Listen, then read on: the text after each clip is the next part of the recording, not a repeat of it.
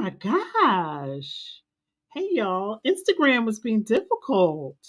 Happy Wednesday. Happy Wednesday. I am Coach Yolanda, international spiritual life coach, Reiki master teacher, dot, dot, dot, dot, dot, dot, dot. And we usually don't get together on a Wednesday night. Um, but I want to say thank you to those of you who gave me grace, and even if you say, well, we didn't have a choice in the matter, you said that, you weren't coming on. You did have a choice. You did. And so I thank you for your kind words. For those of you who reached out, say, are you okay, girl? You good? I'm filled with gratitude that we have the type of space where it's it's allowed to be human. We're allowed to be human and to say, I don't have it today. Let's try another day. And so here we are on a Wednesday. And I have to say, I kind of like it. I kind of like meeting up on a Wednesday night.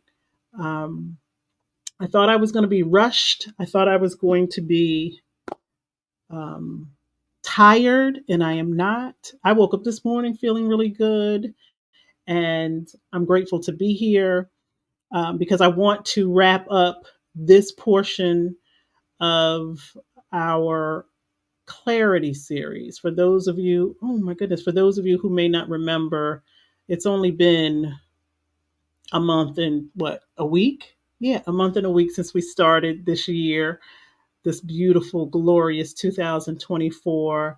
And I, for one, feel like it's already been 6 months. And so we're taking this entire year, all 12 months, to get very, very clear about our power, to operate from our power, to reconnect to our power, because it's not something that we have lost. It's not something that we don't have. It is something that has been within us before we were created as humans.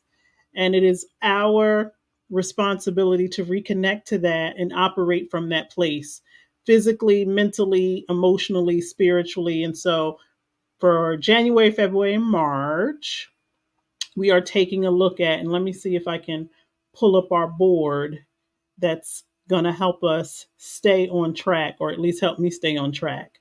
For January, February, and March, we're gaining clarity about where our power is going.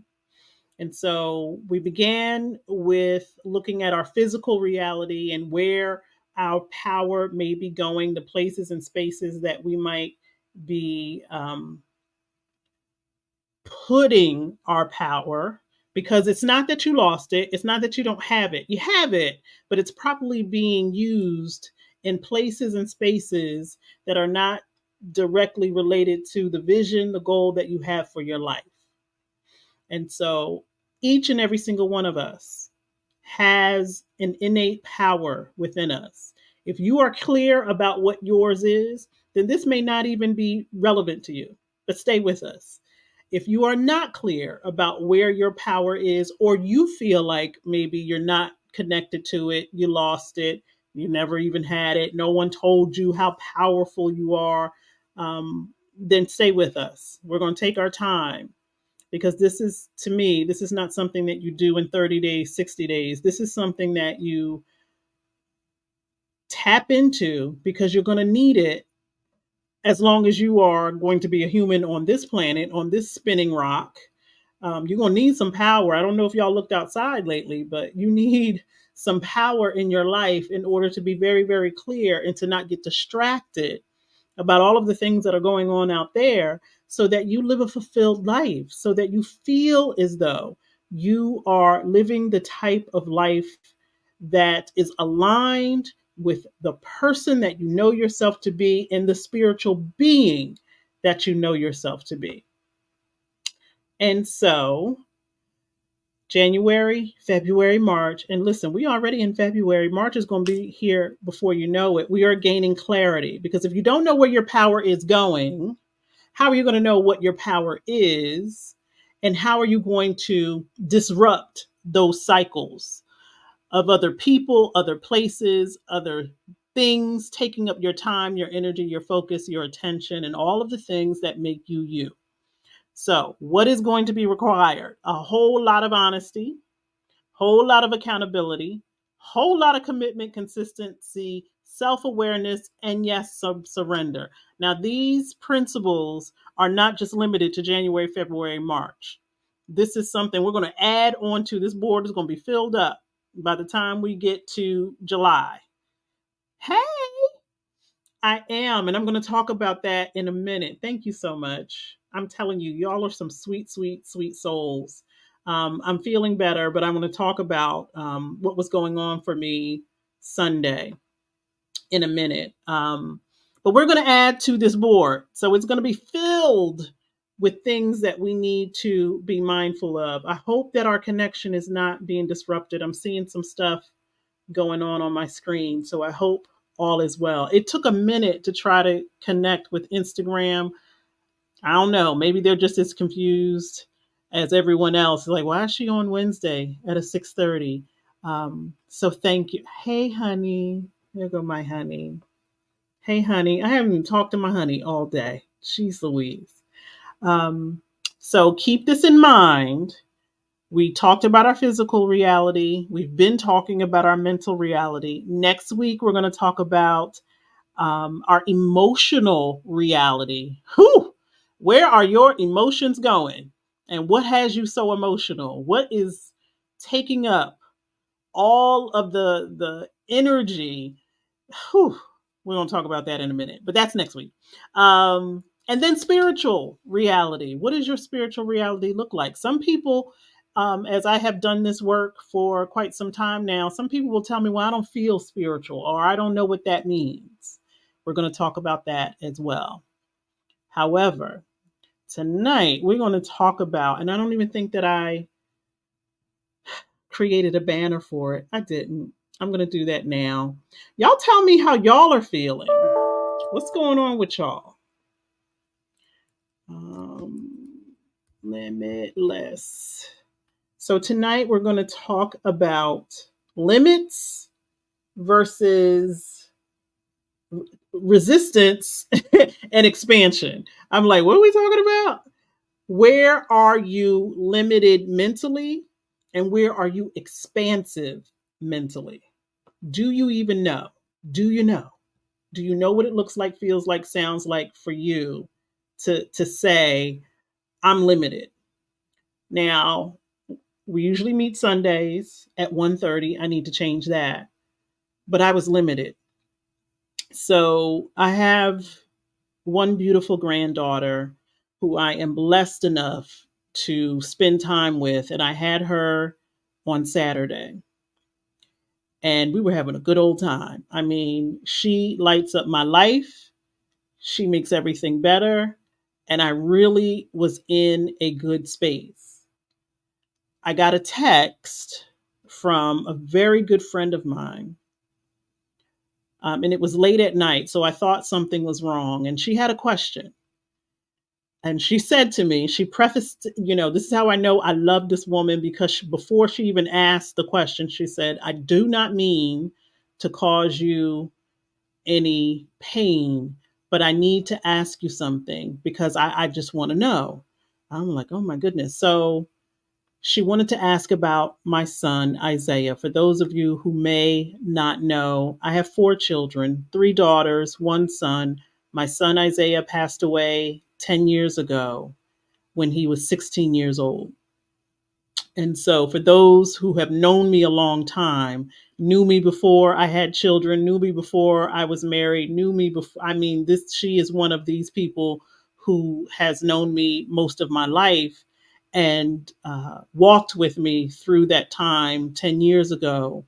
And so she had questions surrounding his life, our life, and what things were like for us. Isaiah had autism. And so she sent me a video clip of a young man with autism struggling with his mother. And the young man looked like Isaiah. It just took me back to that time. And she wanted to know, is this some of the things that you had to deal with raising a child with autism? And I responded the next day because at that moment I couldn't really respond. And I said, yeah, this and so much more. And so the minute grandbaby girl left on Sunday, I started to go into this spiral of, that walk down memory lane of missing Isaiah, but also thinking about that time and could we have done things differently? Did I do all of the things that we as parents perseverate over when it comes to our children. And so this is maybe an hour before I'm supposed to, go on, and I just didn't have it. I couldn't get myself together. I was prepared. I had everything, written out, but I didn't have it. My mental reality was not where it needed to be in order to come before you and talk about being sure where your power is and where your mental reality might be at any given moment. And I'm so grateful again that this is a place and space where I didn't feel pressured to show up, because so often in our lives when we don't feel our best, we push through. We think about all of the people that, we are responsible for, and it's a noble thought. But can imagine if you have created a life for yourself that if you need to rest, if you need something, if you need to, just let go, that you have the space to do that. I recognize the privilege that I have. I recognize and acknowledge that I am in a very blessed state of being, that if I need to check out, so to speak, for a moment so that I can gather my thoughts, get myself together, I can do that. And I recognize that not all of us have that. I recognize that I didn't always have that. But it was essential when I was rebuilding my life. I said, this is what my life has to look like. I have to be able to stabilize myself. I have to be able to be in places and spaces where I can heal myself or be healed and not feel like I got to press through this moment, press through that moment. That word resiliency is a nice, lovely word. But it doesn't mean that we have to break ourselves apart for other people's benefit. And I didn't feel that way on Sunday. I didn't feel like, oh, I got to show up because the people are waiting on me. I felt like the conversations that we have been having up to this point have been loving and open. I don't think that changes in this moment. So I'm going to be open and say, I need to rest. And so that is why I am so grateful for this space and this platform to be able to say, because I know that I'm not alone in that. I know that there are some of you who right now on a Wednesday are probably feeling like I need to put the pieces back together, but I don't have time to do that because this person needs this, that person needs that. I got to drive the kids here. I got to cook. I have to do all of these things I'm responsible for. I don't have space to heal. And it's going to be so important for you to acknowledge, to identify those places and spaces where you are not able to heal. Because how are you going to be able to come from a place of power if you don't know how to recharge yourself, if you don't have loving spaces where you are allowed to recharge yourself, if you feel like you have to make excuses to be healed, then you need to take an examination of your life and why it looks the way it looks. I can remember there were times when my mother would say things like, I don't even have time to die because who's going to do this and who's going to do that? And I remember being around that energy, that anxious energy of I can't even die. Like, can you imagine thinking that you can't die because if you did, all of these things would not get done? The reality is, if any one of us, God forbid, were to leave this earth today at 6:49 Eastern Standard Time, life would go on. Things would still need to be done. There might be a whole lot of, confusion and chaos in it getting done. But the reality is, we each and every single one of us has to make our mental, emotional, spiritual, and physical health and well-being a priority No one else is going to do that for you. You have to do it for yourself and create the places and spaces where if you need to say, I got to rest, I got to take a day off, I got some vacation. Like I know people, you know people that have vacation time, sick time, but they feel like I can't take that time off. I can't do that. Their time. It's your time. And if you feel like I can't stop because if I stop, then everything's going to fall apart, then you have to ask yourself, what type of life have you built, created, or you are participating in where you can't heal yourself? That's a question that we all have to ask ourselves.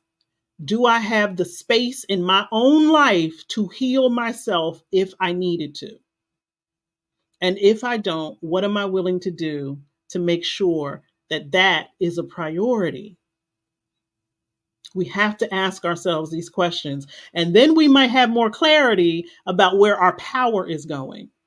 Because if you have the type of life where you feel like you can't rest, you can't take a beat for yourself, then that's probably where all of your power is going. And maybe it's one of the reasons why life does not look the way that you would like for it to look, or you're not in a place where visions, goals, dreams are a priority for you.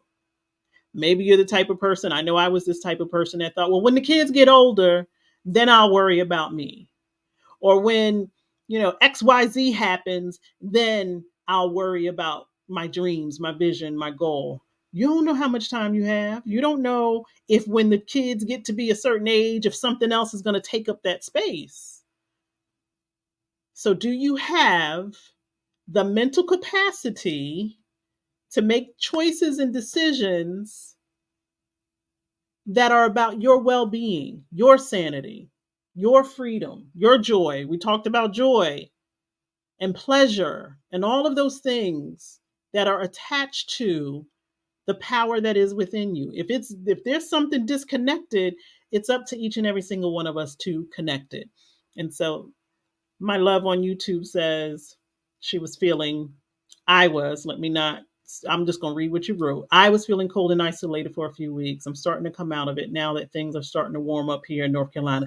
Let me tell you how the weather contributes to some of these thoughts and these feelings and behaviors. We're just starting to see the sun for the past couple of days here in Delaware. When it was cold and there was no sun, I was like, what's the point of even coming outside? What is the point? So I'm grateful that you are feeling differently because of things starting to warm up. And thank you. Thank you for saying peace to my heart. I appreciate that as well. And that is a part of your physical reality, because it's all connected. Your physical, mental, emotional, spirit, it's all connected. If you're not feeling balanced, or I would say in harmony in one of those areas, it's absolutely going to spill over. And so when we, like right now, I'm not going to show y'all, but my physical reality in this office is ridiculous. There are papers all over the place. So when we're done here, I know I'm going to be up for the next couple of hours organizing and cleaning up this space, because physically it looks chaotic. It feels chaotic to me mentally. I just cleaned out my car and I was like, oh gosh, when things are in disarray and not organized, I can't think clearly.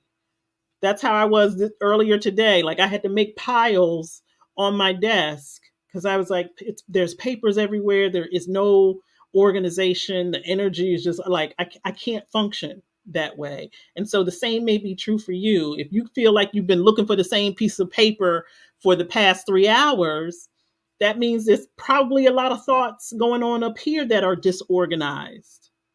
So your physical reality, if it's disorganized, I guarantee you at some point your mental, your emotional, and spiritual reality are also going to be disorganized. And so those are some of the things that we are discovering about ourselves so that we can be very, very clear about where our power is. And so as we are talking about limits, and I don't think I didn't even change thing. I just started talking, y'all. So we're looking at our mental reality. This is going to be the last week that we look at limits versus expansion. I'll say that.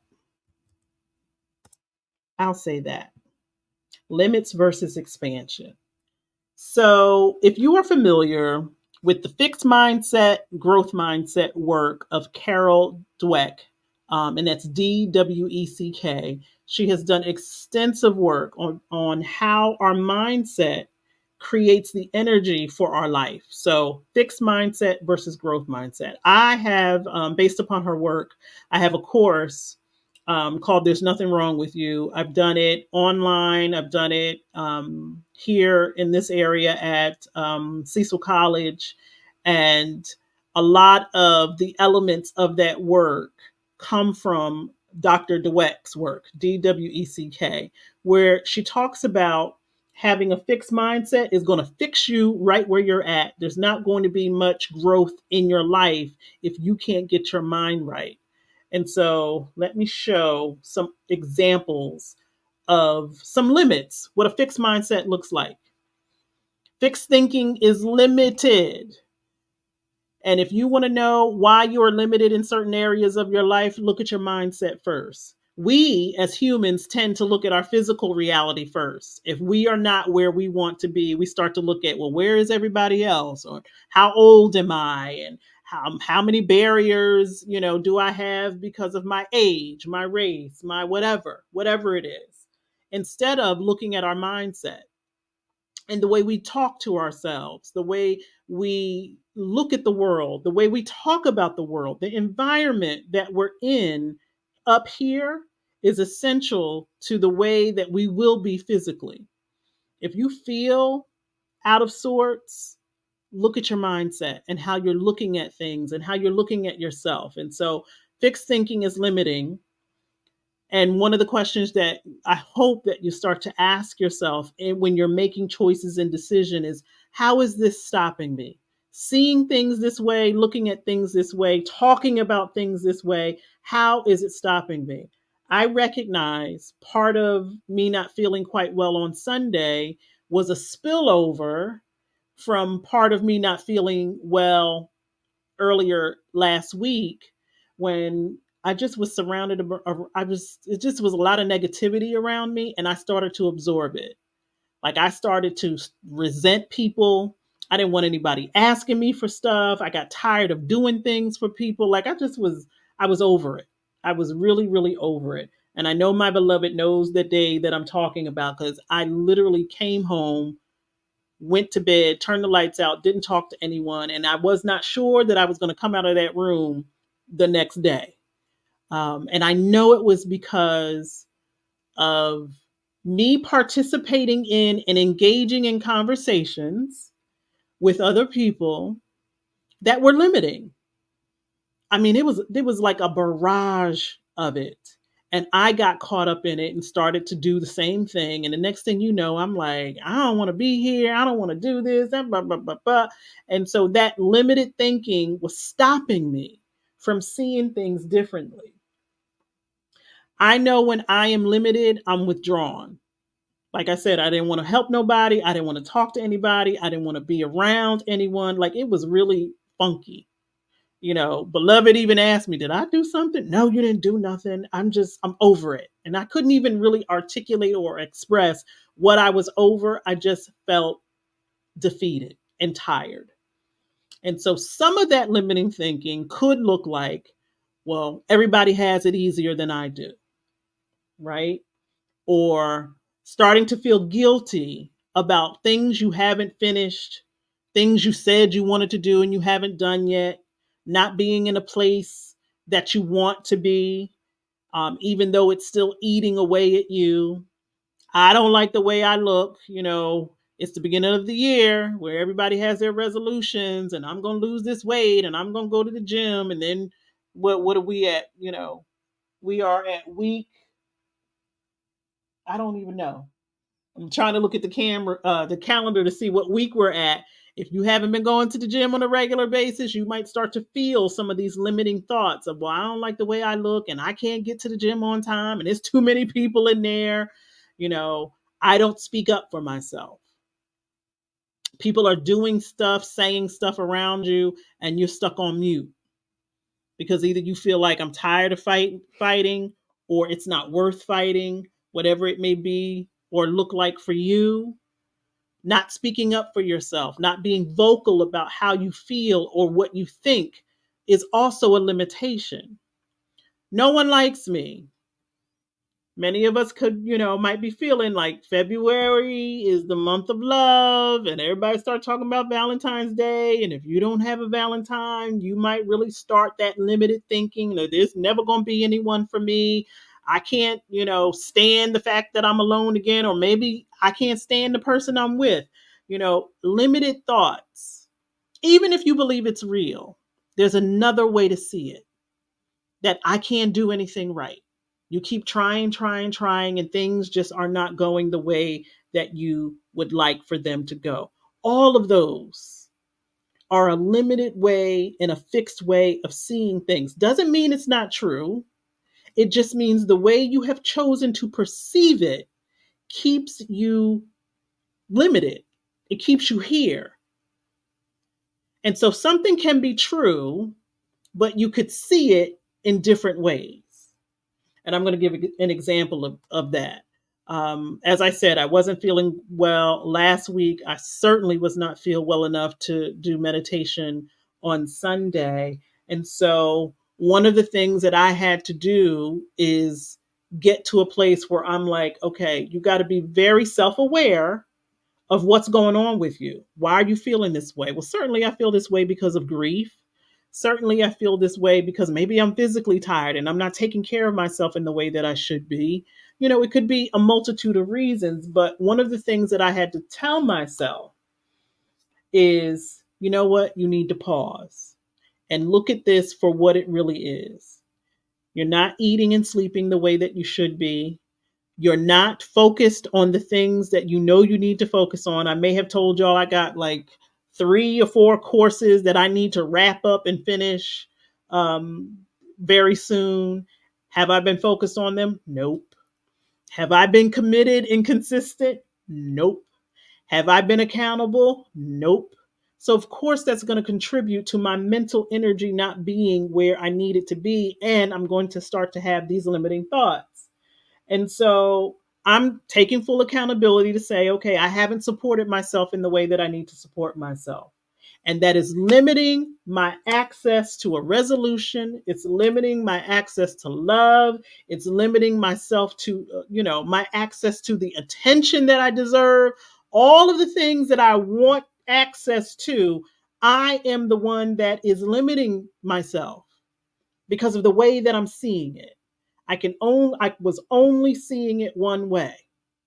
Doesn't mean that what was going on was not true. It's just the way that I chose to see it was limiting. And so how do we transform those fixed, limited thoughts into more of a growth mindset? Well, growth thinking is expansive. And the question you ask yourself is, how is this loving me? How is this getting me to the place that I want to be? And so instead of, I don't know how to do anything right, maybe the thought is, I'm learning to do the things that are important to me. If the first thought was, I don't have time to do this because this, and this, change the thought to, I'm learning to do things that are important to me. And that takes time. I'm not going to know everything at the onset. If there are things that happened in your past and you keep bringing the past up, like, see, this is why you can't do anything because you didn't finish school, or this is why you can't have a mate because you didn't let that one go, whatever the past that might be coming up, the way to see it differently is to say, you know what, I made some choices based on who I thought I was, and I'm learning differently. I'm seeing myself differently. That's how you take accountability, but also see it as something you can grow from instead of something that's going to keep you held hostage.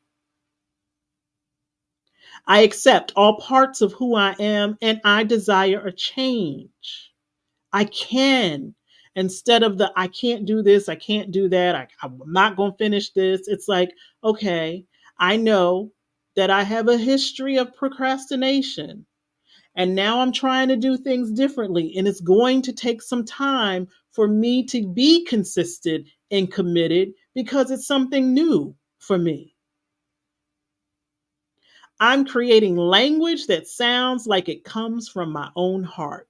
I wrote that one myself, and I have to tell myself all the time, is this language that sounds like it came from your heart? Or is this language that sounds like it came from somebody that doesn't like you, never walked a mile in your shoes, and certainly doesn't care if you live up to your own dreams and visions? So why am I talking to myself like I don't like myself? And so one of the things that I say when I'm in that limited space is, you know what? I'm going to start creating some language that sounds like it comes from my heart instead of somebody who can't stand me. Tell yourself you like yourself. I had a moment as well as those bad moments, that those negative moments that I had, those limited moments that I had. I had a moment the other day where I was just sitting and I was like, you know what? I really like myself. I like myself and I will create or find my tribe. So instead of engaging in the limited conversations and getting all wrapped up in somebody else's chaos, a more self aware way of being would be, this is not who I want to be. And I'm going to have to find my tribe. I'm going to have to surround myself with individuals who see life differently, who breathe life, not only into themselves, but into others. I, I was witness to a conversation today that I had to walk away from. It wasn't even my conversation, but I heard it and I was like, I got to get away from that, because who would allow someone to talk to them that way? And the conversation was obviously between two people that knew each other because they were hitting below the belt. And I'm like, I don't even want to hear it. And so, for those of us who love reality TV where everybody's being nasty to each other and talking about each other and stabbing each other in the back, you have to be mindful of how watching and engaging in that kind of entertainment does something to you mentally. Doesn't mean you're going to turn into one of those people, but it would be easier for you to see people and to see things in that way if that is the mentality that you are absorbing. And so I want to be around people. Doesn't mean that I have to be around people that always agree with me or like me, or, we are talking about the same things. I love a debate. Ask my beloved. I love to have a debate. So when I'm creating my tribe, I'm not looking for a bunch of yes people who are just going to like me and say yes, but I'm looking for people who are creating the energy of thought provoking, forward thinking ideas instead of can't do this, can't do that. The world's going to hell and we don't have this, and the negativity is contagious. I'm telling you, it's contagious, and it will get into your mindset and it'll change the way that you see yourself, and it will take away some of your own power if you start to believe and, you know, get caught up in that kind of chaos. I do some things well, others not so much, but I'm willing to learn. One of my biggest pet peeves is when people say, I don't know how to do that and I ain't trying to learn. Ooh, I can sit with anyone. If there's something that you don't know how to do, but you're willing to learn, I can sit with you all day until you figure it out. But for someone who just throws their hands up and says, I don't know how to do that, and I'm not trying to change now. I don't care how old you are, how young you are, there is always something new to learn. And to be excited about learning something new is so expansive. Now, that's a growth mindset. It's like, well, I don't know how to do that. Could you teach me? Someone said that to me today. It's like, well, I don't know how to do that. Could you show me? I was like, absolutely. Now, if someone else had said, I don't know how to do that, could you do it for me? I probably would have given them the side eye, like, no, I will show you how to do it.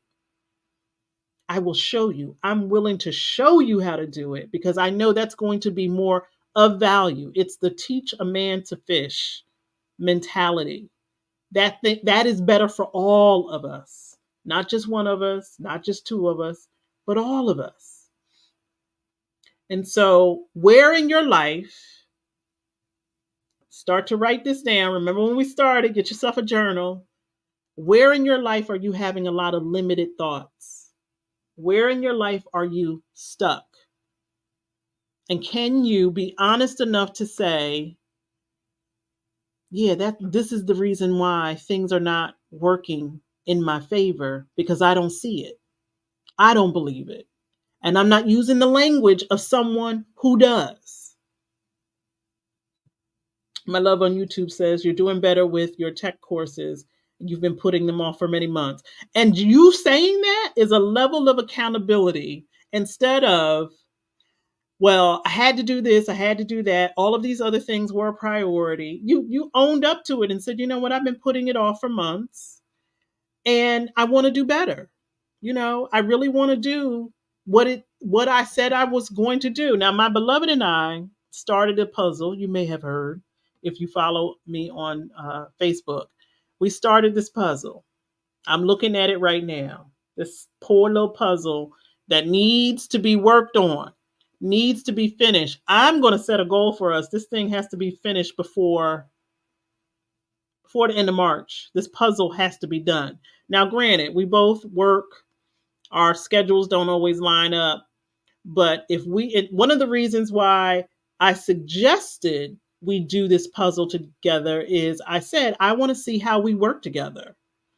I want to see how we stay committed to a project. Are we going to see it all the way through? What is my strength? What is his strength? What are our not necessarily weaknesses, but what things are we challenged with that we can support one another? I just feel like this puzzle, this 1,000-piece puzzle that's a sea of brown, is going to be a great way for us to learn how we work together. And yes, man, yes, no excuses.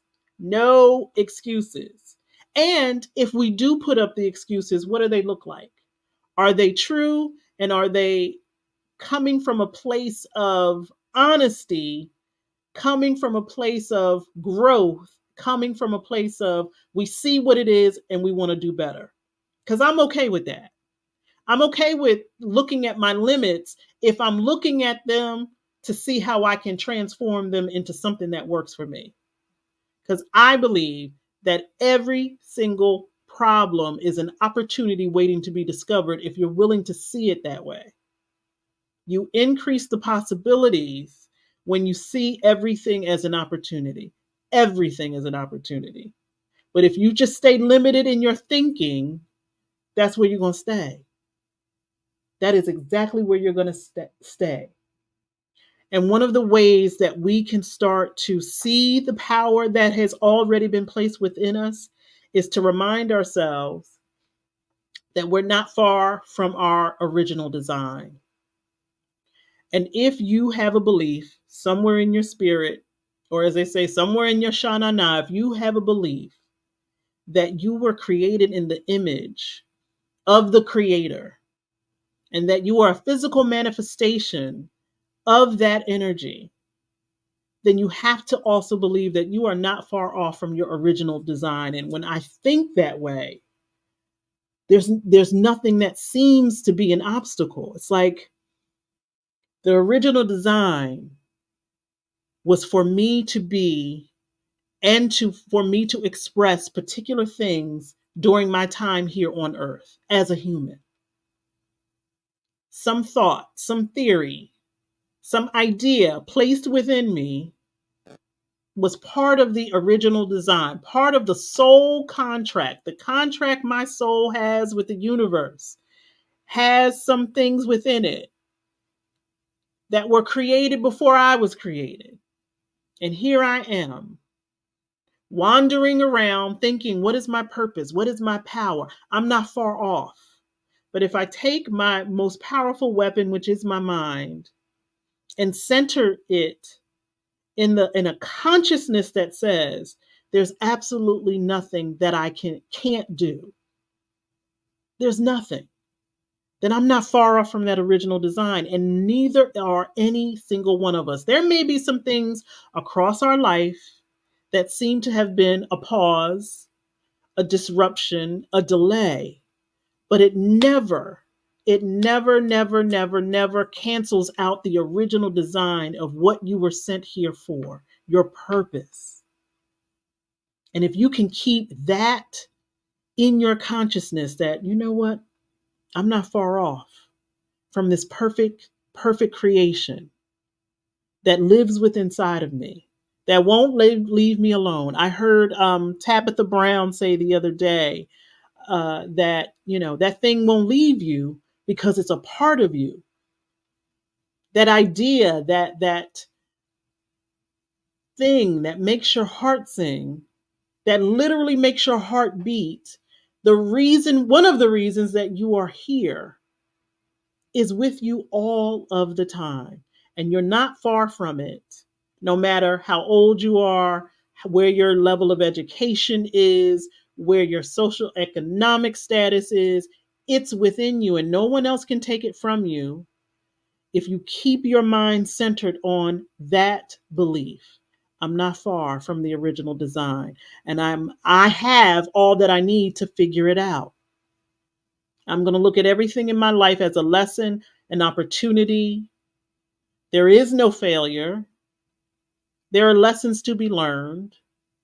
And the more that I learn, the closer I get to that original contract, to that original design. It gives me goosebumps to think that I get to experience life in that way, that it's expansive, that I'm never far off from the things that mean the most to me. Even if I get distracted with all of the other things, whether it's the puzzle or the messy office or the car in the driveway or the children who keep calling or the job that needs XYZ, I'm still not far off because I can always return. This right here, my mind cannot be taken away from me if I don't allow it. Now, if you fill it up with a bunch of nonsense and I got to do this for this person and I got to do that for that person, and I'm not saying, just give up your responsibilities. What I am saying is be honest with yourself when you are not focused on you.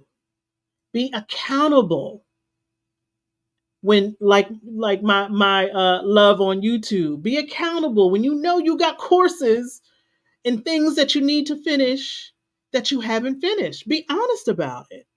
Be accountable and say, you know what, I have not been given this the attention that it deserves. So I may have to eliminate or limit some other things in my life, turn the TV off, get off of Facebook and all of the other things. Not right now, because I'm talking to you. But really take an examination of where is your mental energy going? How much time are you spending in other places and spaces instead of the places and spaces that are a part of your soul contract, a part of your reason for being? Now, I don't know what your reason for being is. I know you have one. I know we all have one. If it were not true, then why would we be here? You have to determine what that is. Someone else can't determine that for you. Someone else may be able to inspire you or encourage you to get into that place in space. But you have to be committed to understanding your why, your purpose. And it's not just the labels that we place upon ourselves, right? I'm a mom, I'm a wife, I'm a husband, I'm a daughter, I'm a girl, listen, I'm right there with you. I'm all of these things. When are you going to get to be you? The you that you desire to be. Is it an artist? Some creative? Is it an entrepreneur? Is it a housewife? There's nothing wrong with being someone's spouse, someone's mate. Maybe that is the destiny for you. Maybe those labels are what you aspire to be. I don't know that. I know that if those things are what you aspire to be and you are not those things, then you should start to ask yourself, why? Have I really been focused on being the best version of me? We all want to be in somebody else's face. Do you even want to be in your own face? Do you even want to spend time with yourself? And, instead of running around trying to be in somebody else's places and spaces, are you okay with you? We just went through a pandemic that showed us what it's like to be separated. Were you okay? Did you come through that okay? I don't think many of us are being honest that we did not come through the pandemic as well as we think we did. We survived it, but it doesn't necessarily mean we survived it without challenges that we also now have to work through. I think that there was a collective illness, and I don't mean the physical one. I'm not talking about, COVID. I think that there was a collective mental illness that we all experienced, that we all need our own individual healing from. I heard a young man say the other day online, it was a reel, and he talked about self care. And he said, self care does not work for me. I need community care. And I thought, what a revolutionary idea and a revolutionary awareness to have about yourself. He said, I don't do well trying to heal myself by myself. I need community care. Where do you go for that? And it was a valid question. If the whole community is sick and we're not being honest about it, how do we heal one another? How do we support one another? How do we love one another? If we're not being honest about where we are mentally, everyone pretending to be okay when we're not okay is not okay. And so that is why we are focusing on these elements of self awareness. You have to be aware when things are out of balance. We have to be aware when we are not well and take action on that. And so, listen, I didn't even consider that that was a priority for me because for many of us, we are caregivers. So we're used to giving care to other people. We don't recognize that we need community care, that we need a bunch of people to love on us. But when you are limited in your thinking, how are you supposed to know that? How are you supposed to see it that way? And so being in loving spaces, that's why I'm grateful for the time that I spend with the people I spend it with. Listen, I am so grateful. The other day, I didn't have lunch. I didn't pack a lunch, didn't bring a lunch. I walked in to the child care center and one of the sisters said, I made you something, Miss Yolanda. I was like, how did you know I needed somebody to feed me today? She didn't, but I know the universe is going to take care of me always. And do you know, within an hour after that, my beloved was like, I'm coming your way with some food. I was overfed yesterday because the community that I am around takes care of me. If you can't say the same, then you have to look at, how did I create that? Have I been limited in my thinking so I'm keeping people out who could be the very key to or pathway to my healing? We talk a lot about self care, but if you're isolated as you are caring for yourself, are you fully capable of doing that by yourself? Are you fully? I now know and will admit I am not fully capable of healing myself by myself. I need people. We need people. We collectively get ill and we collectively need to heal. I love the self-care movement, but it leaves some things out that we need people. And not just people. Let me say we need other beings. We need animals. I had no idea these two knucklehead dogs that I have, how healing they could be. Because when nobody else is happy to see me, them babies are always happy to see me. I have a pet turtle. She don't talk, she don't respond to me, but having her around makes me feel good. So surrounding yourself with other beings. Your plants, I just saw one of my plants. She looks so sad. I got to take care of her. We can't just be always taking care of other people. We have to allow people to take care of us as well. That reciprocal energy. And if you recognize that you don't have a lot of that, then you are responsible for creating and cultivating that. That was one of the things I had to ask myself when I was like, there's nobody around me. Well, are you cultivating that? Are you creating space for that to happen? Well, how do I do that? It's hard to make friends when you're an adult.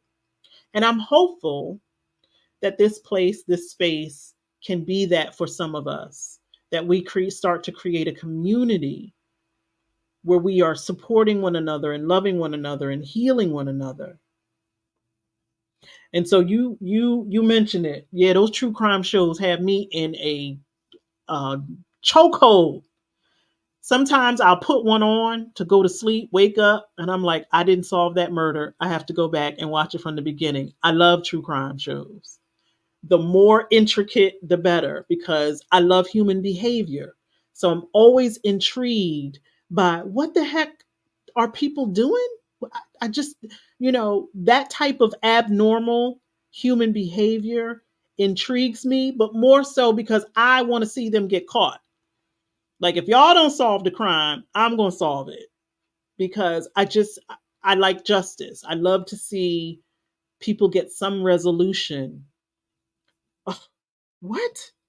Let me tell you something. 48 hours can be heartbreaking because sometimes they don't always get a resolution. But to wrap it up in 48 hours is a miracle to me. I don't know that we give law enforcement enough credit for how you've got to weave stories together. They don't always get it right. I'm not saying they always get it right, but when they get it right, I'll be the first to applaud. So, but I also have to take an examination. You got 3 courses you're supposed to finish. Those crimes have already been solved. Turn the true crime off. One of my favorites right now is See No Evil, where if they didn't have the camera footage, they wouldn't be able to tell how that crime was committed. I got to turn it off. It's not going anywhere. It'll be there once these courses are finished. But I have to be honest. I have to take accountability. I have to do some committing and some consistency if I want to reconnect my power to these 3 important courses. These are not just things that, oh, I'll just do them. No, I'm interested in this information. I want to absorb this information because it's going to be good for me spiritually. It's going to be good for me mentally. It's going to be good for me emotionally to finish these courses. So why wouldn't I want to do it when I know it's going to expand me further than I am right now? That true crime is interesting, but the reality, it's not going to expand me to the places and spaces that I want to be. So I can't complain about the places that I'm not if I am the one that is keeping me from being there. So now, see, now you're giving me crime shows. I can't. I can't because I will watch them all. I will watch them all. And so, as we are wrapping up, um, looking at, because what we've been doing is identifying, becoming aware, and acknowledging and accepting all of who we are. And none of this is for you to make yourself feel bad. None of it. It is for you to say, I am taking my power back So let me take a look at where my headspace has been. Let me take a look at where my physical energy has been. Let me be honest about where I am emotionally. And so for me, it's how am I loving myself or how am I limiting myself? Because I know if I am limiting myself, I might be there for a minute, but I intend to move through it to another consciousness. Because these things that are living in my bones, in my body, that I would love to create before I leave this earth, deserve my attention, my focus, my time. It deserves to be born. It was placed in me. It deserves to be born. There was something that was placed within you that deserves to be born. How is it going to be born if you don't carry it through? If you don't finish those courses, if you don't start that book, if you don't take those pictures, if you don't call those people and get your credit right, we all know. And if you haven't started to figure it out, that's why I say write those things down.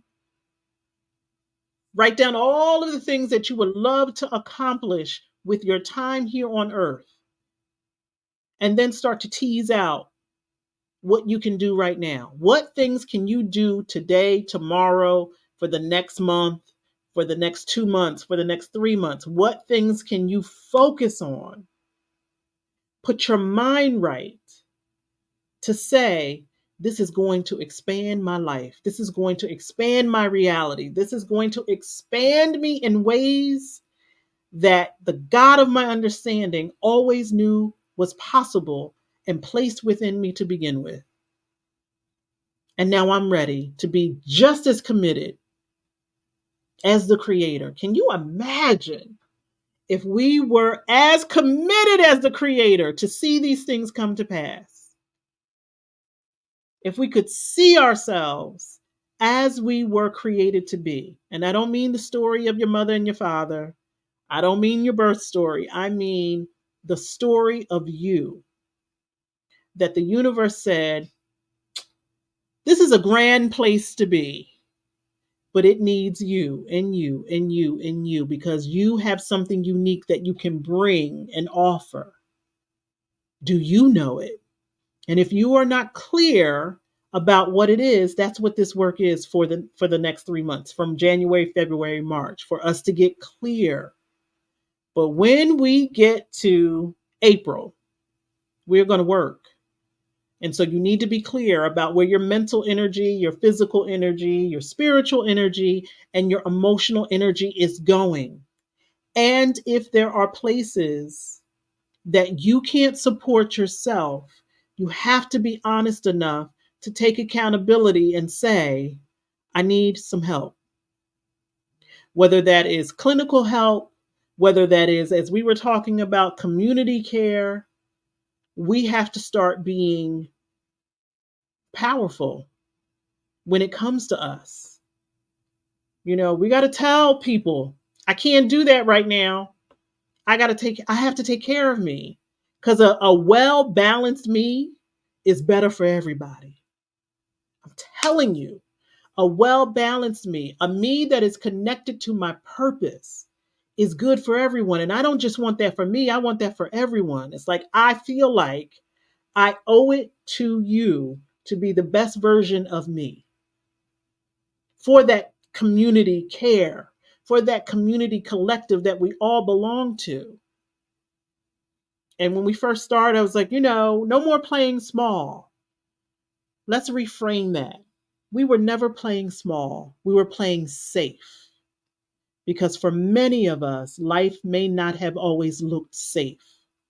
Even when we were children. And last year we did inner child healing. Those videos are still available. Yeah, they're still available to watch. Many of us had a childhood experience that wasn't always safe. And so we've been playing it safe, not small. We've been playing it safe so that we don't get hurt, we don't get harmed, and that we don't hurt and harm other people. So we don't show up on first 48 because we done flipped out and we want to hurt everybody because we're hurting inside. We want to use our power for good. We want to be committed to the version of us that feels exactly like who we are. And if you're unclear about what that is, this is a great way to explore that, to become more aware of the you, the true you, the honest you. And so let's take some time to meditate. I don't call it mama meditation for just anything. And so I typed this before I came on, and now I'm feeling like I want to go in another direction.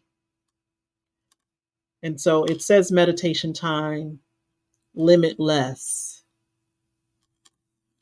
I feel like I want to go, I do. I want to go in another direction. So let me change it. Give me a moment. I'm going to change it. I'm going to change it. Because all of what I've been talking about is really more about loving. How can you love yourself into the version you desire to be? How can we love ourselves in such a grand way that, like I said the other day, I was sitting and I was like, I really like me. Like, I love the me that I am growing into. And I don't even know her yet. I don't know all of the components, but what I've been doing for the past couple of months feels so good. And I'm proud of myself. How many of us can sit down and honestly say that you're proud of yourself? How often do you say it to yourself? I'm proud of me. I'm proud that I haven't cussed anybody out in a very long time.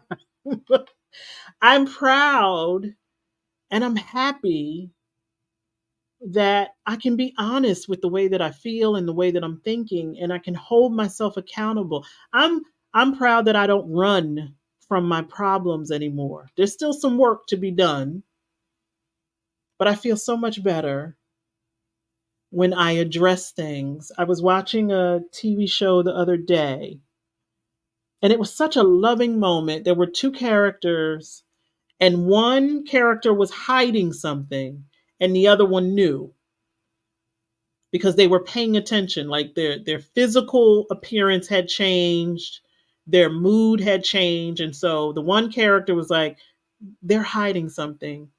I know it, and because I love them, I'm going to force them to face it." And so the two characters were in the car, and the one who was holding the other one accountable said, "I set you up for an appointment." And of course, the one that was hiding was like, "Well, why would you do that? What if this goes wrong? What if that goes wrong?" And the loving, accountable friend said, "And what if it goes right?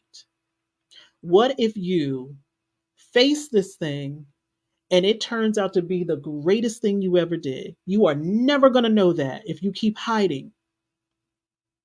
And I was sitting there, and part of me was like, "Wow, that's really bossy." And I was like, "No, that was loving." When someone sees you in a way that you can't even see yourself and holds you accountable and says, no, I know who you are. I can see your power. You may be hiding from it, but I can see it. And I'm going to hold this mirror up so you can see yourself. That is very loving. So that's what I would like to meditate on for the next however long it takes us. Let's start to take some deep breaths so that we can think about all of the ways that we can be more loving to ourselves and more loving to other people. And this is not an invitation for you to push all of the people in your life. This is an invitation for you to push yourself. This is an invitation for you to love yourself into a new consciousness, into a new reality, into a version of you that you haven't met yet. That gives me goosebumps to think that there's a version of me that I haven't met yet, and I'm going to love my way to that version. Let's take some deep breaths. Relax your shoulders. I know y'all all like this, or maybe you're laying down. I don't know. It is nighttime. Take some deep breaths until you get to a place where you feel relaxed, where you feel in an energy of receivership, if that is even a word, I don't know. But we're going to be receiving. I'm receiving from you, you're receiving from me. It's a nice back and forth that we're going to create in this moment where we get to love on one another, where we get to acknowledge the places and spaces where love, I don't want to say maybe absent. Let's transform that into something more expansive, where love is waiting to be revealed. Woo! Isn't that more expansive than there is no love here? No, places and spaces where love is waiting to be revealed, whether it is in your mind, whether it is in your body, or whether it is in your spirit. There is an open space for more love to be contained, to be gathered, to be placed. And if there are energies, people, places, things, experiences, whatever you want to call it, that are in the way of you receiving more love for yourself, then let them float away in this moment. If they are unknown to you, or if they are staring you in your face every single day, if you perceive that they are the reason why more love is not entering into your consciousness, then let's ask for the strength to remove those obstacles or to see them differently so that they no longer cast a shadow on the places and spaces that deserve love in your life. That feels so much more expansive than I feel alone, no one loves me, no one cares for me. Even if you believe it to be true, transform it into a different thought. I am creating space for the right people, the right experiences, and the right energy to love me in the way that I deserve. I am operating from a place of self care that recognizes I also need community care.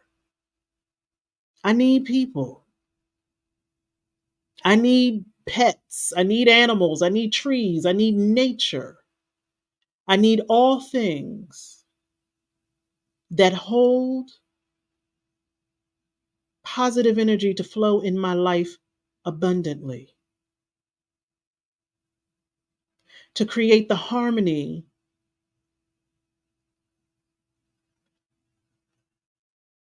that isn't just limits. So I'm not just anxious, I'm not just depressed, I'm not just sad. Those things may be a part of me, but I want to open myself up to all of the things that I am. I am powerful. I am sacred. And I am deserving of balance in my life. And I recognize where I may have been the one in the way of that happening because of the limitations of my thoughts, my feelings, my behaviors, the choices. But the more I become aware and acknowledge and I'm honest about the limits that might be present in my life, I can see them differently and create opportunity where I couldn't see any. I can use divine eyes to see myself differently. And with every breath that I take, I recognize that I am not far off from the original design of me, that the creator of my understanding, the God of my understanding, the source of my understanding of energy, love, and all things powerful, had an idea with my name on it. And I'm not far from that.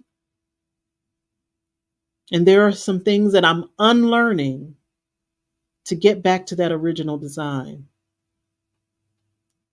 That just feels good to me. I don't know about y'all, but that feels good to me. It makes me feel like I'm being responsible. Speaking to myself in that way. I feel real mature, mentally mature, that I can see myself differently, that I love myself, that I like myself, that I don't even have to ask, that things are given because I'm aware of what's required. And the more that we acknowledge what is required for those visions, those goals, those dreams that we have, the more we acknowledge, and not from a place of, I don't have those things, but from a place of, I am learning how to create those things. And I recognize they're already in me, and I'm becoming more aware of them every single day. Every single day, even when it doesn't look like it. So that thing that you're calling failure is really the lesson that you need to go through for you to realize how powerful you are. It's not to hold you back. It's not to stop you. It's not to make you feel less than. It's for you to open your eyes divinely and say, okay, there's opportunity in here. I'd have to see it differently. See it from a place of power, see it from a place of expansiveness, because that is more loving to me and everyone else involved. If you only see the limits, you will limit your access to more love. And that ain't good for nobody. We all know we need more love in our lives, in the world, in the universe. Don't participate in the limitation and in the log jam. Don't do that by telling yourself, well, I can't do that. Now here you go, putting blocks where there should be no block. We don't need any more blocks. Be honest. I'm not going to say I'm going to be a principal ballerina at 53 years of age. It doesn't mean that I couldn't stand on my toes if I wanted to in my room, or, or explore more about what that looks like, what that feels like. There was someone on one of the meditations one time, and they spoke about always wanting to play the violin. And I was like, if you don't get to a music store and just hold a violin, if you don't play violins every time you walk in your house, there was a thing that I used to do where I would leave music on so that when I walked in the house, I was greeted by song. My kids disrupted that, but listen, if there is something that is living within in you, you better surround yourself with that thing so that it's a constant reminder that it is still a part of you. It's not too late. It may look different, but it's not too late. And the more that we unlearn these limitations, the more the opportunities will present themselves. I'm telling you what I know to be true. Like I said, I don't even have to ask for things anymore. The opportunities are just presented. It's like I said the other day, I was like, I don't have anything for lunch. I got fed twice. Twice. When I acknowledge something is not present and also acknowledge that it will be provided, it happens. And if it hasn't happened yet, then I also tell myself there is more for you to learn.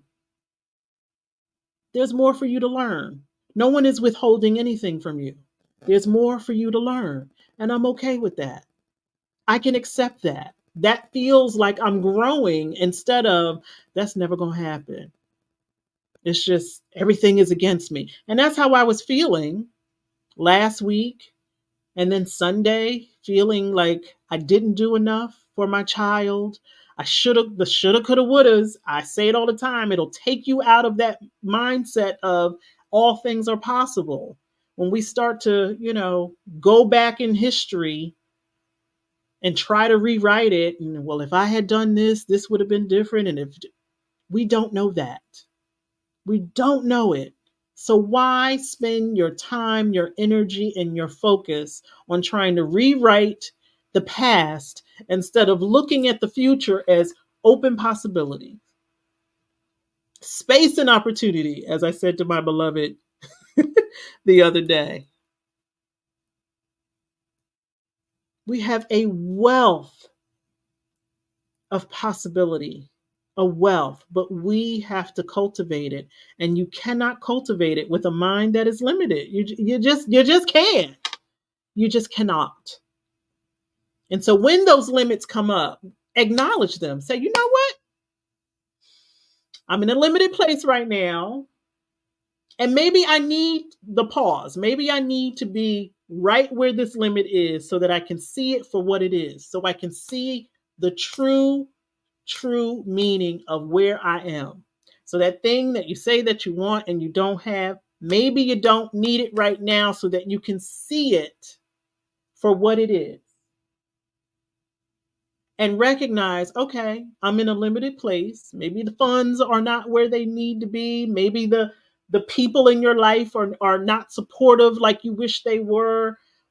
Whatever it is for you, acknowledge it. Don't stay there in that limit. You have to recognize it and say, you know what? If I stay in this place, I'm never going to see the other side. Let me acknowledge it for what it is. Let me write it down. What am I telling myself? How am I limiting myself? What does it sound like? Nobody loves me. Nobody cares. Everyone has left me. I didn't have the childhood that I needed. Those things might be true. Are you going to stay there? Or are you going to look at that and say, you know what? I didn't have the childhood that I needed, but I can create the adulthood of my dreams. Because I had grandbaby girl this weekend, I had an opportunity to look at myself, parent her. Now, I'm not her mother, I'm her grandmother, but I'm still mothering her.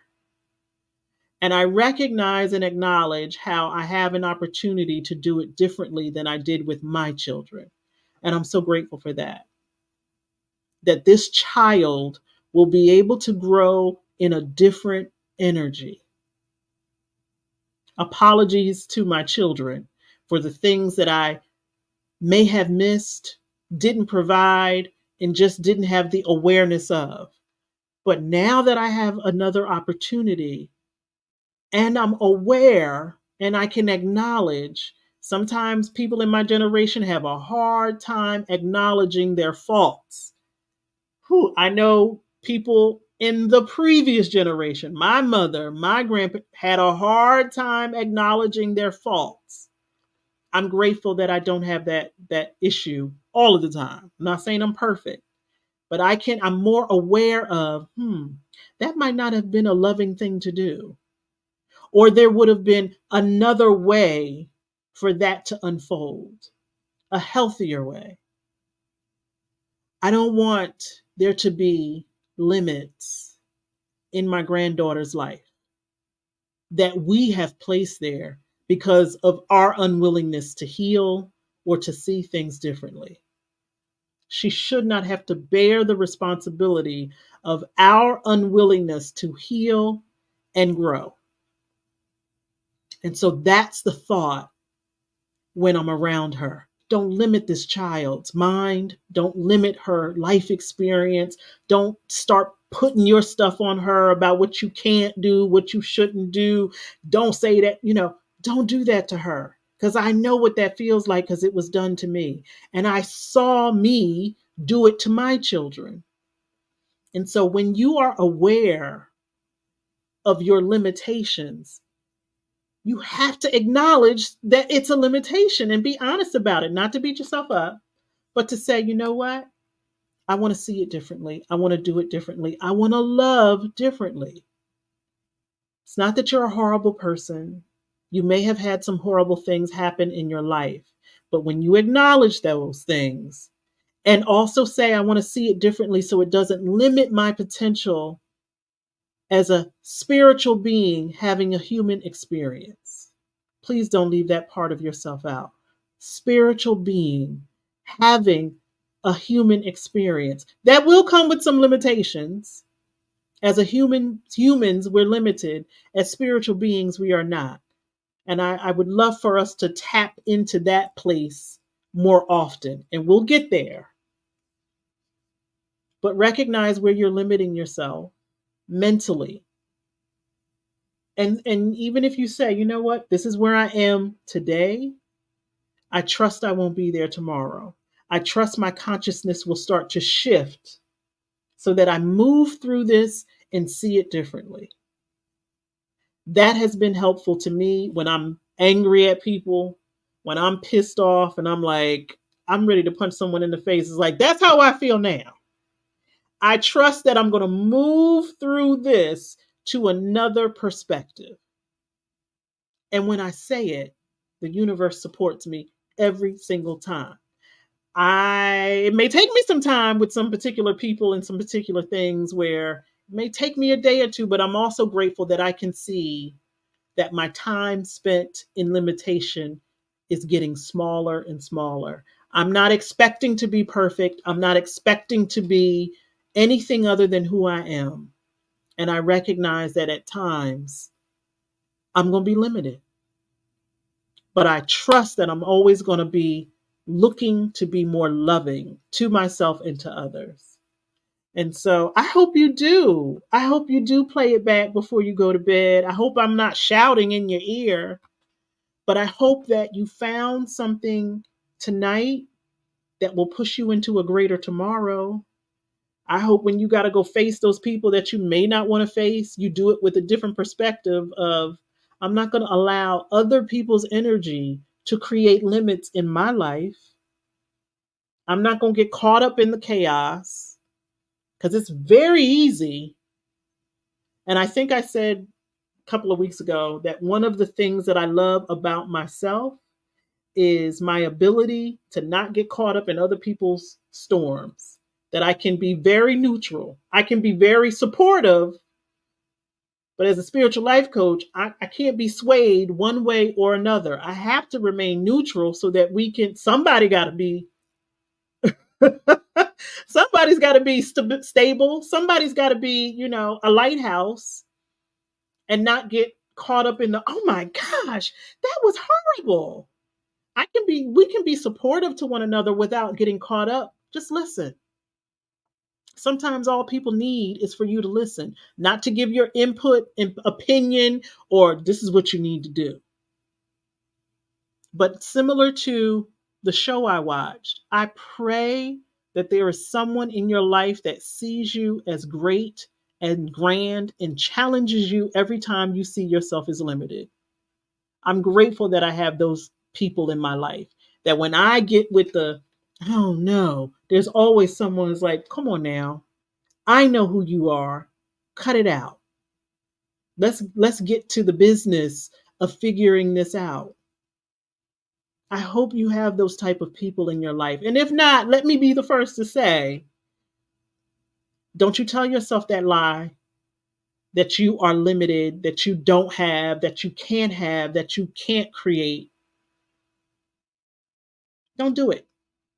And if you do it, acknowledge that you are doing it and also put the caveat or the consequence, I'm going to do better. I'm going to see this differently. I don't know when, but I'm trusting that I will see this differently at some point.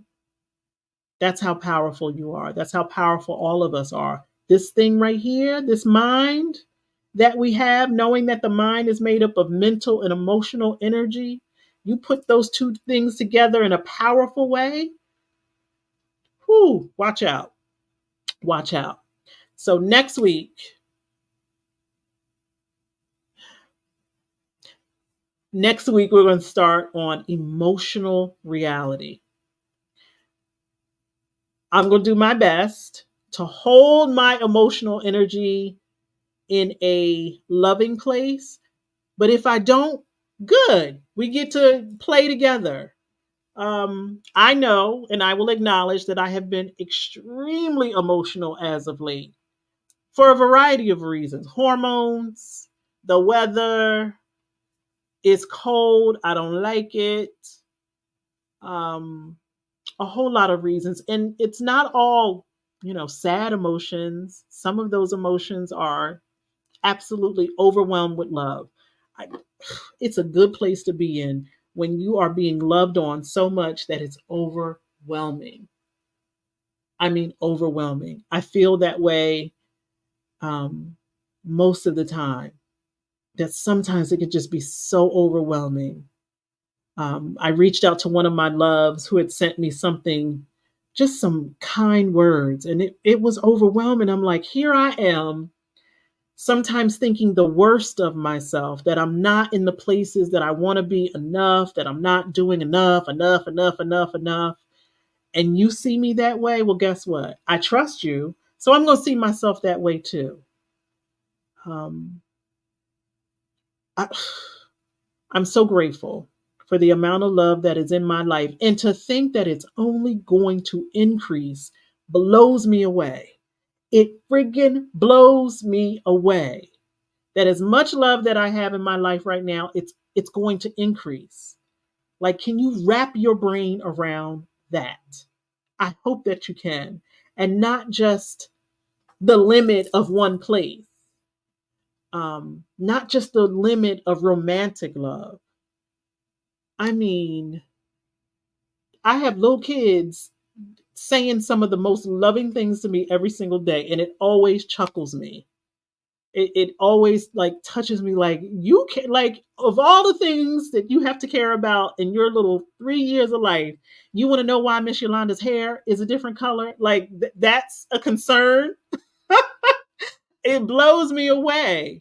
Um, And so I hope that you start to acknowledge all of the occurrences of love in your life, because the more you do that, the more they will be revealed. We probably need to have a Sunday where we just talk about all of the ways that we have been loved upon. Let's do that. Let's do that, like February 25th. I have to write that down. February 25th. We get your pens and paper ready. We're just going to talk about love and start to acknowledge all of the ways that love has found us, created us, cradled us. I just want to put so much love out there. And I know it kind of sounds woo woo and hokey, but let me tell you something. Love is really the only thing that's going to save us. So we might as well use that as a remedy to get us through some difficult times. Um, I don't think there's anything wrong with being silly in love. And so I hope you will join me for that on Sunday, the 25th at 1:30 Eastern Standard Time. We're just going to talk about love. That's all we're going to talk about. If there are some readers in this realm, if there are books that you love, bring them on the 25th and let's talk about it, and we can share that with one another. If there are movies that you love, we'll talk about that. Let's wait until after Valentine's Day to talk about love, because everybody gets all crazy for one day. Let's extend that. And all of the different ways that love has found you, kept you, cradled you, supported you, fed you, rocked you to sleep, all of it. Let's do that. Where you gonna be on the 25th? You gonna catch the playback? You're not gonna be with us? Well, then send it to me in advance. Let me put my email address. So if you can join us for the 25th, then send it to me and I'll read it. How about that? Is that fair? Is that fair? I hope so. Look at me all in your business. Where you want to be on the 25th? Oh, working. Okay. Yes, make that money. Go make that money. And so that's my email address. If you want me to read it, now understand it's a public platform, so don't be sending me stuff that you don't want read on the internet. If it's a book, if it's a movie, if it's a story, I love stories. how you met someone, how you broke up with somebody and loved yourself more. I don't care. Whatever your definition of love is, if you can't be here on the 25th, send it to us so that we can all share, because that's what community care looks like. Yes? Okay. I love y'all. Thank you for joining me on a Wednesday night. This was good. This was good. Hey, hey, I gotta go back. I gotta go back. I gotta go back. Gotta go back and say hey to Marissa. Hey, Marissa. Thank you. Thank you. It was great because you are great. Somebody else saying hi, Marissa. Marissa, you famous. You love. Opportunity is available to access once we open ourselves up to it. Yes.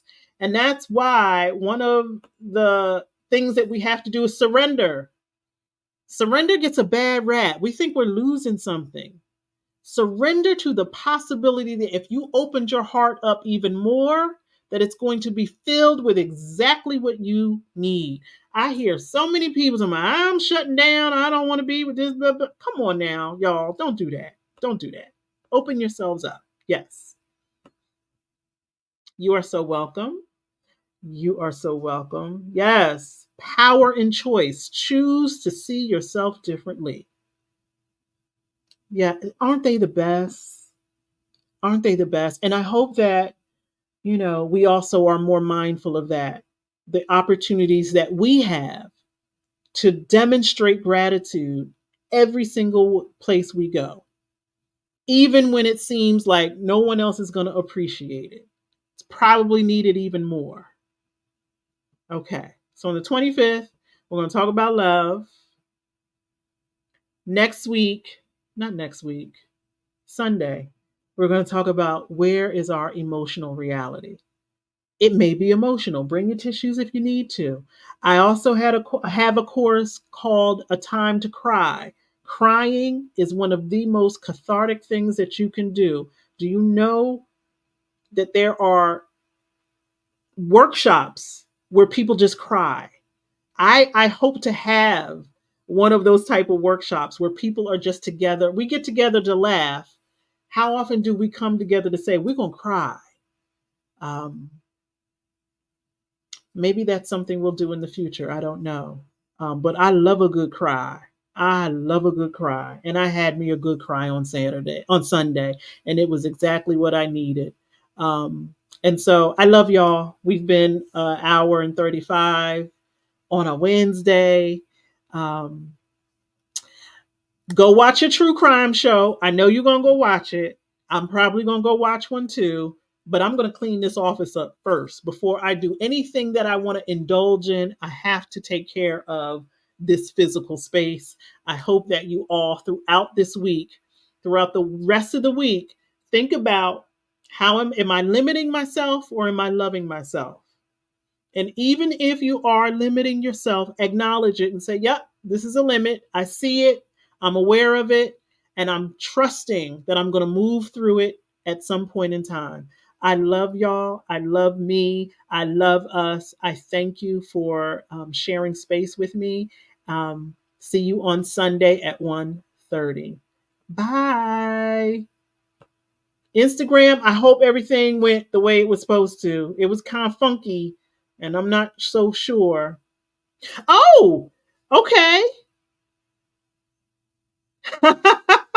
Hey, Instagram. Your words always show up when blessed, you blessed soul. I love you. I love you. I love you. Hey, my child is on here. I love you too, child. All right, Instagram. Y'all wasn't working earlier, but I see y'all got it together. All right, I'll see y'all Sunday at 1:30. Bye. Yes, same to you, my dear. Same to you. Thank you. Have an amazing rest of your evening.